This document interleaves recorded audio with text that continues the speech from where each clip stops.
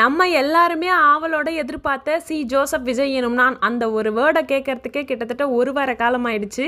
காலையிலேருந்து உங்கள் முகம் எல்லாமே டிவி பார்த்தபடியே தான் இருந்துகிட்ருக்குன்னு நான் நினைக்கிறேன். இங்கேயும் அப்படி தான். முதலமைச்சராக போய் அரியணையில் உட்காந்து முதல் கையெழுத்தை போட்டதுக்கு அப்புறம் தான் நாங்கள் வீட்டில் வேலை பார்க்கவே ஸ்டார்ட் பண்ணோம்.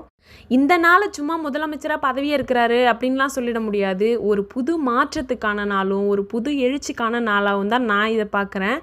இன்றைக்கி சண்டே லீவ் அப்படின்றனால சித்தப்பா பொண்ணு வீட்டுக்கு வந்திருந்தா. அவளை வச்சுட்டே சரி இன்றைக்கி கிச்சன் வேலையெல்லாம் முடிச்சிடலாம் அப்படின்னு சொல்லிட்டு நானும் கிச்சன் வேலையை செஞ்சிட்ருந்தேன். இந்த வீக்கிலேருந்து எனக்கு எக்ஸாம் ஸ்டார்ட் ஆகுது. அதனால் வீடு எந்த நிலமையில் இருக்கும்னு எனக்கு தெரியாது. அதனால் இப்போவே வேலையெல்லாம் முடிச்சு வச்சுக்கலாம் அப்படின்னு சொல்லிட்டு தான் நானும் அவளும் வேலை செஞ்சிட்ருந்தோம். கிச்சன் திங்ஸ் வைக்கிற பிளேஸு, கேஸ் ஸ்டவ், பியூரிஃபையர்னு சொல்லிட்டு எல்லாத்தையுமே டீப் க்ளீன் பண்ணிட்டோம். இந்த ஸ்டவ் வைக்கிற பிளேஸ்க்கு பின்னாடி ஒரு மாதிரி கருப்பாக இருந்தது. அங்கேயும் வீட்டில் கொஞ்சம் பெயிண்ட் இருந்தது. அதை எடுத்து அடித்து விட்டலாம் அப்படின்னு சொல்லிட்டு நானே தான் பெயிண்ட் பண்ணிகிட்டு இருந்தேன். எல்லா வேலையும் செய்ய கற்றுக்கிறது தான் ஒரு பெண்ணுக்கு அழகுன்னு நான் நினைக்கிறேன். எல்லாருக்கும் இனி அன்னையர் தின நல்வாழ்த்துக்கள்.